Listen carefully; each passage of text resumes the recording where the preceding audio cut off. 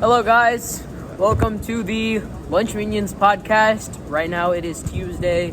Next week, we will be tuning into another Lunch Minions podcast. Get ready for that. Our topic today is about power creep in video games, and more specifically, power creep in Pokemon. Pokemon has released this new game called Pokemon trading card game Pocket on the phones, which, it's an incredibly fun game, and it's been a great success in multiple different countries, like especially the United States and Japan. But the issue that we're going to be talking about is power creep specifically in Pokemon. So today I've got a guest speaker here, a professional Pokemon trading card game aficionado, Nevin James. Hello. What do you have to say about this? It's a very interesting subject, and I feel like personally the addition of Solgaleo to the game would Let's give context here, right? Give context? Okay, so in this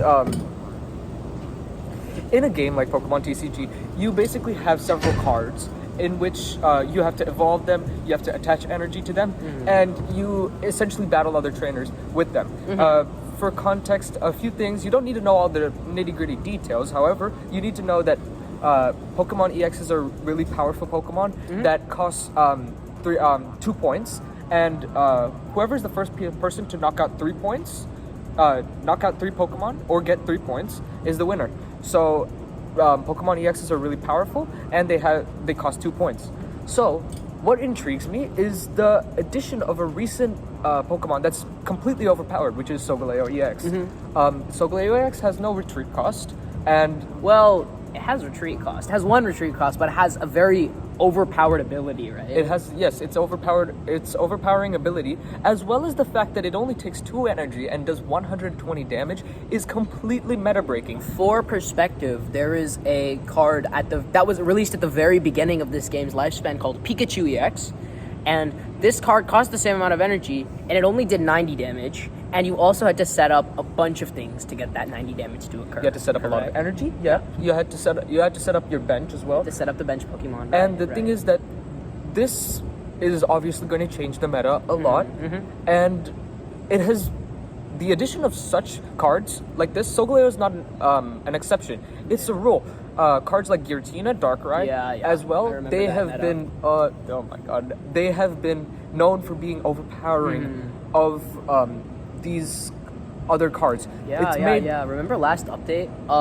Last update was, what was it called? I think it was Shining Revelry and Space Time Smackdown, right? Yes. Those 2 packs released so many new cards that completely changed how the Pokemon game worked, that actually, if you're looking at major tournament results, I think the top 10 decks, all of them ran the same exact deck using Giratina EX and Darkrai EX, right? And also, the thing is that stall tactics, such as Giratina and Darkrai EX, they just make the game unfun to play. I used to play that deck, and I would it's brain rot. Yeah. You don't think, you shut off your brain, and then you attach energy to the Darkrai, and then attack, and then win the game. Yeah, I do agree. I think when cards are made to be so intentionally overpowered, it makes the game less fun for the players you're playing against, obviously, because you're playing a card that's just overpowered and will not lose. But also, it makes the game less fun for you. As you said, you just do the same thing over and over again every game. You don't have to think, you don't have to adapt to anything, and you just win. However, there's a current counter argument to that. For example, in the past, during the past update, there was a 3rd stage evolution, a starter named Meowscarada. Second stage evolution. It would be like stage 2, right? Stage 2 evolution that was named Meowscarada that could actually counter these those overpowered EX Pokemon pretty well. It could hit them for 130 for only 2 energy. I started playing that; it became really enjoyable. It wasn't an overpowered. Release a lot of good cards. Yeah, like that. It wasn't an overpowered card. However, it was really fun to play with, and it was really fun to play. And the thing is that not only did it counter a lot of EX decks, but it also it also got countered by a lot of things. Like, for example, other single point Pokemon that don't give 2 points when they're defeated. They easily counter this because Meowscarada it doesn't do that much damage. Yeah, it only does 60 damage. 60 damage for 2 energy, but specifically to EXs, it'll do a lot more damage. That's the catch. And the thing is that these catches are what makes Pokemon TCG as a game fun to play. However, when you're playing like here's the thing, like you could potentially play a counter deck like that to be like the main deck, but lose to any other decks. But it's obviously just more statistically fair if you're trying to win to play that same uniform deck. Yes. And I think like this update, they brought in a lot of new cards that made previous cards a little bit more obscured. But it also introduced cards like Rare Candy, which, for example, made decks like Charizard or Gengar decks, they made them a lot better. I fully agree with that. I really liked how they dealt with third stage evolution. They saw I did. I like that. They saw how many, like, barely anybody were playing evolutions that took longer to set up because you have to evolve Pokemon like Charmander twice in order to get to Charizard. Yes. So they dealt with that without nerfing the other cards by introducing a thing called Rare Candy, which can instantly evolve these. And that's also switched up the meta a lot. Also established counters to Rare Candy like Vikavolt. What Vikavolt does is, because Rare Candy is an item, Vikavolt is a stage 2 evolution that every turn when it performs the move, it's 2 energy for 70 damage, which is good. It's alright. But the main catch is that the opponent is unable to play any item cards. So Rare Candy cannot be used in that way, and you can beat Rare Candy users like that. So I think this update created a very, very like diverse amount of usable decks. Like, obviously you have the Solgaleo issue, right? Of course. But I haven't seen, at least in the games that I've played, I don't really see Solgaleo as often as I thought I would. I see Solgaleo, I see Lunala, I see Passimian sometimes. Passimian has been we're starting to see back when the second update came out. What was it? I think it was Mythical Island. When there was an overpowered basic Pokemon that took no time to set up. Yeah. So I'm also seeing the revival of those kind of Pokemon, like Passimian and kind of in a way Lucario, which I find Lucario's really a stage interesting. 1 though. Lucario's a stage 1. It but is easy to Passimian set up. I get you. Passimian is paired with that. Yeah, and it's the first fighting type kind of energy accelerator. In the game. I'm thankful to TCG for eliminating the things that make the game unfun. For example, stall decks.